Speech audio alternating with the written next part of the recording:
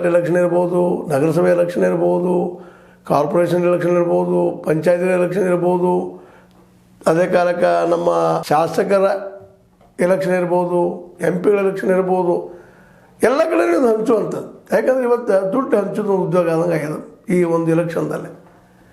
ಹೀಗಾಗಿ ಅಮೇರಿಕ ಅಂತ ದೇಶ, ಮುಂದುವರೆದ ದೇಶಗಳು ಏನು ಮಾಡ್ತಾವಪ್ಪ ಅಂತಂದ್ರೆ ಎಲೆಕ್ಷನ್ ಸಮಯದಲ್ಲಿ ಯಾರಿಗೆ ಹೆಲ್ಪ್ ಮಾಡ್ತಾವೆ ಆ ಸರ್ಕಾರ ಬಂತಂದ್ರೆ ಅವ್ರಿಗೆ ಅನುಕೂಲ ಆಗುವಂಥ ರೂಲ್ಸ್ ಆ್ಯಂಡ್ ರೆಗ್ಯುಲೇಷನ್ ಮಾಡಿಕೊಂಡು ಇಂಪೋರ್ಟ್ ಹೆಚ್ಚು ಮಾಡ್ಕೊಳ್ಳೋಂಥದ್ದು, ಅಂದರೆ ಎಕ್ಸ್ಪೋರ್ಟ್ ತಮ್ಮ ವಸ್ತು ತಯಾರಿ ಕಳಿಸುವಂಥದ್ದು.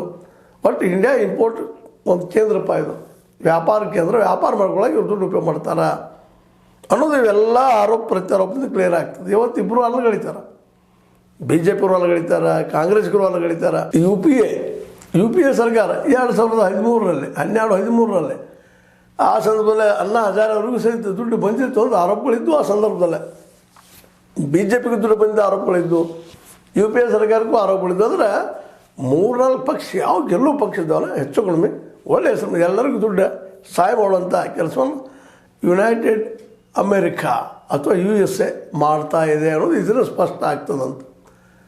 ತಮ್ಮ ಪ್ರಭಾವ ಆಡಳಿತ ಮೇಲೆ ಇರಬೇಕು, ತಮಗೆ ಬೇಕಾದಂಥ ಕೆಲಸಗಳನ್ನ ಇಲ್ಲೇ ಸರ್ಕಾರಗಳು ಮಾಡಿಕೊಡ್ಬೇಕು ಅನ್ನೋದು ಉದ್ದೇಶ ಇದರಲ್ಲೇ. ಯಾರು ಮೋದಿಯವ್ರು ಬರೋಲ್ರು, ಮನಮೋಹನ್ ಸಿಂಗ್ ಬಂದಿರಲಿ, ಇನ್ನು ಮುಂದಿನ ಫ್ಯೂಚರ್ದಾಗ ಯಾರೂ ಬರಲಿ, ಕೇಜ್ರಿವಾಲ್ ಬರಲಿ, ಮತ್ತೊಬ್ರು ಬರಲಿ, ಅವರೆಲ್ಲರೂ ಅಮೇರಿಕ ಹೇಳಿದಂಗೆ ನಡಿಬೇಕು ಅನ್ನೋದು ಇದರಿಂದ ಉದ್ದೇಶ ಒಂದ. ಇಂಥ ಹಣ ತೆಗೆದುಕೊಂಡ ನಮ್ಮಲ್ಲೇ 500, 1000 ಸಾರಾಯಿ ಹಂಚಿ ಆರಿಸುವಂಥ ಪದ್ಧತಿ ಜಬರದಸ್ತಾಗಿ ಬೆಳೆದಿರೋದು ನಾವು ಇವತ್ತು ನೋಡ್ತಾ ಇದ್ವಿ. ಇವತ್ತು ಕಾಂಗ್ರೆಸ್ ಟೀಕಾ ಮಾಡಲಿ, 180 ಕೋಟಿ ಕೊಟ್ಟರು ಮೋದಿಗೆ, ಹಾಗೆ ಹೀಗೆ ಡಾಲರ್ ಕೊಟ್ಟರು, ದುಡ್ಡು ಕೊಟ್ಟರು, ನಾಳೆ ಹುಡುಕ್ಬೇಕಿದ್ನೆಲ್ಲ ಎಷ್ಟು ಮಟ್ಟಿಗೆ ಇವು ಕೊಟ್ಟರು, ಇನ್ನೂ ಹೆಚ್ಚು ಕೊಟ್ಟಿದ್ದಾರೆ, ಇನ್ನೂ ಕಡಿಮೆ ಆದವರು, ಇನ್ನೂ ವಿಚಾರ ಮಾಡುವಂಥ ವಿಷಯ. ಯಾಕಂದ್ರೆ ಇವರ ಆರೋಪ ಪ್ರತ್ಯಾರೋಪ ನಿರಂತರ ನಡೆದಿರ್ತಾವೆ. ನಾನು ಶುದ್ಧ ಇದು ನೋಡಿದಾಗ ಮಾತ್ರ ಎಲ್ಲರೂ ಅಶುದ್ಧ. ಇದಕ್ಕೆ ಕಾರಣ ಏನಂದ್ರೆ ನಾವು ನಮ್ಮ ದೇಶವನ್ನು ಕಟ್ಟುವಲ್ಲಿ ಎಡುತ್ತಾ ಬಂದಿದ್ದೀವಿ ಅಂತ.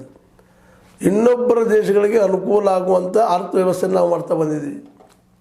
ಇಲ್ಲಿ ಬುದ್ಧಿವಂತ ವರ್ಗ ಈ ದೇಶದಲ್ಲಿ ಎಷ್ಟಪ್ಪ ಅಂದ್ರೆ 10%, 15% ಆದ್ರೆ ಭಾಳ ಆಯಿತು. ಆ ಜನ ತಮಗೆ ಬೇಕಾದಂಥ ವ್ಯವಸ್ಥೆಯನ್ನು ಮಾಡ್ಕೊತ ಬಂದರು.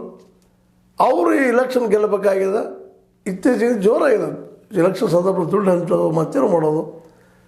ಅದಕ್ಕಾಗಿ ಈ ವಿದೇಶದಿಂದ ಹಣ ತೆಗೆಸ್ಕೊಳ್ಳೋದು, ಇಲ್ಲಿ NGOಗಳಿದ್ದಾವೆ, ಮತ್ತೇನಿದ್ದಾವೆ, ಥ್ರೂ